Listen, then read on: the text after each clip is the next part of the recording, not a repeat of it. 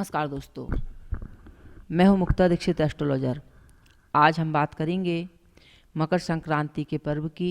मकर संक्रांति का पर्व आ रहा है और इस दिन हमें अपने घर में क्या चीज़ लाना चाहिए और किन चीज़ों का दान करना चाहिए, ये सारी चीज़ें आपको इस वीडियो के माध्यम से बतलाऊंगी।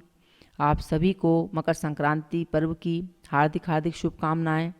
इस अनंत पुण्य पर्व की जरूर दान पुण्य जरूर कीजिए, क्योंकि कोरोना काल चल रहा है, इसलिए अपने घर पर रहकर ही जो है स्नान दान जरूर करें।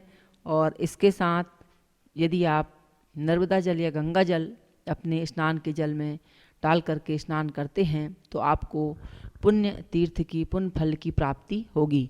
मकर संक्रांति का पर्व जो है क्यों बनता है, तो सबसे पहले सूर्यदेव जब धनु राशि से निकल के मकर राशि में प्रवेश करते हैं तो यह बहुत ही खास माना जाता है, क्योंकि यह राशि जो रहती है सूर्य भगवान के पुत्र यानी शनि की राशि रहती है। और इस प्रक्रिया को जो है जब गोचर में मकर राशि में प्रवेश करते हैं तो इसे मकर की संक्रांति कहा जाता है। इसमें दान पुण्य पूजा पाठ करने का विशेष महत्व रहता है। और यदि इस दिन हम कोई शुभ चीज़ें अपने घर में लाकर रखते हैं तो यह हमारे लिए शुभता का कार्य करती हैं। तो सबसे पहले जो है इस पावन पर्व पर आप प्रातःकाल उठकर स्नान दान पुण्य जरूर करिए। सूर्य देव क्योंकि प्रत्यक्ष देवता हैं, इनके सामने अर्घ धूप दीप से पूजन करने के बाद जो है आप जो है सूर्य स्तोत्र का पाठ कर सकते हैं, आदित्य हृदय का पाठ कर सकते हैं और सूर्य भगवान के मंत्रों का जाप कर सकते हैं, विष्णु सहस्त्र नाम का पाठ कर सकते हैं। ये अति पुण्य फलदायक होता है। इसके साथ जो है हमें इस दिन जरूर दान पुण्य जरूर करना चाहिए। इस दिन खिचड़ी खाने का बहुत अधिक महत्व रहता है, तो अपने घर में खिचड़ी बनाना भी चाहिए और दान पुण्य भी करना चाहिए। तो चावल मिक्स करके मूंग की दाल हो तुअर की दाल हो जरूर गरीबों को बांटना चाहिए। ऐसा करने से पुण्य फल की प्राप्ति होती है। और सबसे बड़ा पर्व इस दिन हमें तिल का दान जरूर करना चाहिए। जब आप स्नान करते हैं उस जल में हमें तिल जरूर डाल के स्नान करना चाहिए, तो अनंत पुण्य फल की प्राप्ति होती है।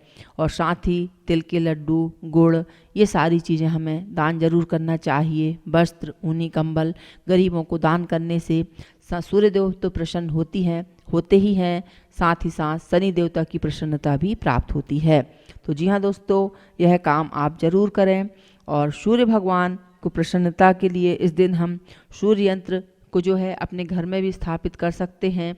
यदि आप सूर्य पीड़ा से परेशान हैं, सूर्य शुभ फल नहीं दे रहा है आपकी कुंडली में, तो सूर्य यंत्र को आप स्थापित कर सकते हैं, जिससे कार्य व्यापार हर क्षेत्रों में आपको सफलता की प्राप्ति होती है।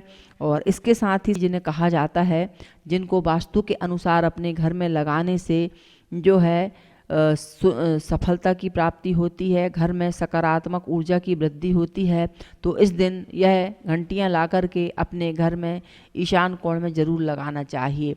जैसे ही ये घंटियां हवा के झोंके से बजती हैं तो हमारे घर में सकारात्मक ऊर्जा फैलाती हैं और घर को सकारात्मक ऊर्जा से भर देती हैं और यह बहुत ही शुभ फल देने वाली होती हैं।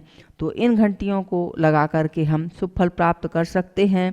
और ऐसा करने से जो है और इन घंटियों को जो है आप पूर्व और उत्तर की दिशा में लगा सकते हैं और लाल धागे इसे जरूर लटकाना चाहिए।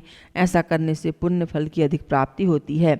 तो ये घंटियाँ पवन घंटियाँ कहलाती हैं, जो जैसे ही हवा चलती है तो एक दूसरे से टकराती हैं। और आजकल मार्केट में एक से एक प्रकार की जो हैं ये घंटियाँ उपलब्ध रहती हैं, तो इन्हें लगा करके आप सुफल प्राप्त कर सकते हैं।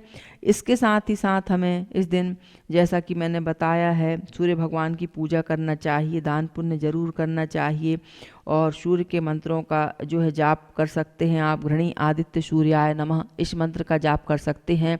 और इसके साथ यदि पिता पुत्र में बहुत अधिक अनबन है, बन नहीं रही है, तो आप इस दिन पुत्र जो है रविवार से 3 रविवार लेकर के लगातार 1.25 किलो गुड़ जो है किसी बहती नदी में प्रवाहित करते हैं, तो पिता पुत्र में जो है संबंधों में सुधार होता है। तो जी हाँ दोस्तों, इस प्रकार के छोटे से प्रयोग आप कर सकते हैं। मकर संक्रांति की जो हमें डुबकी लगानी है वह 15 तारीख का मुहूर्त है, क्योंकि 14 तारीख को जो है रात्रि 8:30 बजे से जो है सूर्य मकर राशि में प्रवेश करेंगे। इसलिए आप जो है 15 तारीख को पर्व मनाएंगे, स्नान दान पुण्य करेंगे, आपको पुण्य फल की प्राप्ति होगी। और साथ ही साथ गुड़ तिल के लड्डू जरूर खाइए, स्वस्थ रहिए। आपको पुनः एक बार हार्दिक हार्दिक शुभकामनाएं। धन्यवाद।